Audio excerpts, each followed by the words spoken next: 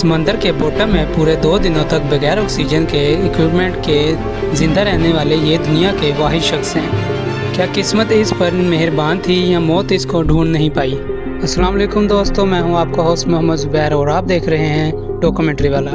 नाजरीन, इस बात का कोई शक नहीं कि समंदर बहुत खौफनाक होते हैं, लेकिन ये खौफ मज़ीद तब बढ़ जाता है जब हम ओशन के अंदर जाते हैं। जैसे जैसे हम अंदर जाएंगे ये समुद्र उतना ही तन्हा, भयानक और इंसानी जान लेने के लिए बेताब होता रहता है। ओशन का 80% हिस्सा वो है जहां आज तक कोई इंसान नहीं जा पाया और जाहिर है कोई जाना भी नहीं चाहता।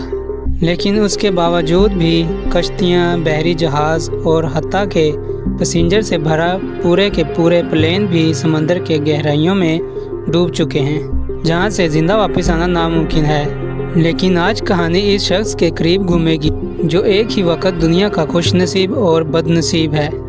नजरिया से ताल्लुक़ रखने वाला हॉरिसन नामी ये शख्स एक टक बोट पर वाची की जॉब करता था। 26 मई 2013 को टक बोट 12 ग्रुप मेंबर के साथ गल्फ ऑफ गुनिया में एक ऑयल टैंकर की मदद करने के लिए रवाना होती है, जिसमें हैरिसन भी मौजूद था। नजरिया के साहिल से 32 किलोमीटर दूर गल्फ ऑफ गुनिया में बताए गए लोकेशन में एक ऑयल टैंकर फंस चुका था। ये टक बोट के लिए एक रूटीन जॉब होती है, क्योंकि इनका काम ही शिप को टो करना या उनको कम पानी से निकालना का होता है। पर आज का दिन इनके लिए किसी भी तरह का नॉर्मल दिन नहीं था। इस वक्त सुबह के 4:30 बज रहे थे और मामूल के मुताबिक उन्होंने ऑयल टैंकर को रस्सियों की मदद से टो करना शुरू किया। अभी वो आगे बढ़ते कि अचानक से एक खौफनाक लहर उठी और टक बोट पर जा गिरी। इस वजह से बोट पर ज़ोर का प्रेशर पड़ा और वो फ्लिप हो गई।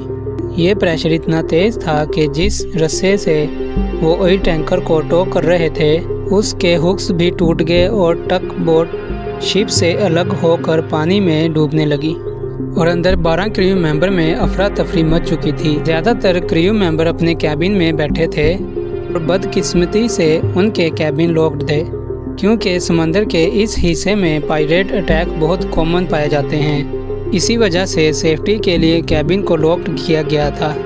कैबिन को लॉक्ड करना शायद पायरेट को रोक सकता है, लेकिन समंदर के पानी के सामने इसकी कोई अहमियत नहीं।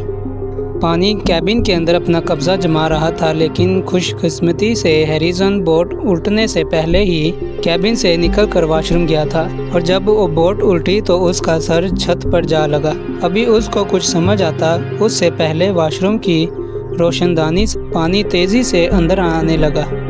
जैसे जैसे करके वो वॉशरूम का दरवाज़ा खोलने में कामयाब हो गया। जैसे ही दरवाज़ा खोला तो पानी का बहाव हैरिसन को दूसरे वॉशरूम में ले गया, जहां एक एयर पॉकेट मौजूद था।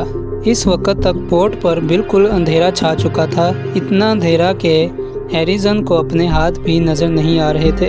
इतने में टक बोट समंदर के बॉटम में जा लगी। ये इतनी ही गहराई है जितनी 8 स्टोरी बिल्डिंग की ऊंचाई होती है। हैरिसन, जिसको पानी में तैरने का कोई एक्सपीरियंस नहीं था, वो सिर्फ एक अंडरवेयर पहने ठंडे पानी और गुप्त अंधेरे में अकेला बैठा था। जैसे तैसे करके उसने यहाँ से निकलने का इरादा किया। हाथों से चीज़ें फील करके उसने अंडर वाटर जाकर एक और जगह तलाश की जहाँ उससे बड़ा एयर पॉकेट था। ये टक बोट के इंजीनियर का ऑफिस था, जहाँ उसने ठहरने का फैसला किया। फिर अचानक उसे कोई आवाज़ें सुनाई दी, जो कि शार्क्स की आवाज़ें थी जो किसी चीज़ को खा रही थी। हैरिसन ने देखा तो नहीं, पर उसको पक्का यकीन था कि शार्क्स उसके साथियों को तक पहुंचने में कामयाब हो गई है। हैरिसन ने अपना दिमाग चलाना शुरू किया और हाथ पांव मारते हुए उसको कोक के कुछ कैन मिले, जो उसने पीकर अपनी प्यास बुझाई। उसके बाद उसको एक तैरता हुआ मैट्रिक्स मिला, जिसके ऊपर लेटकर उसने अपनी चेस्ट को पानी से बाहर निकाल लिया। थोड़ी और देर वो अगर ठंडे पानी में रहता तो शायद मर जाता, लेकिन एक चीज़ ऐसी थी जिसका कोई सलूशन मिल नहीं रहा था और वो चीज़ थी ऑक्सीजन। हैरिसन ओशन में 30 मीटर नीचे टक बोट के एक छोटे से कमरे में एक छोटी सी एयर पॉकेट में मौजूद था।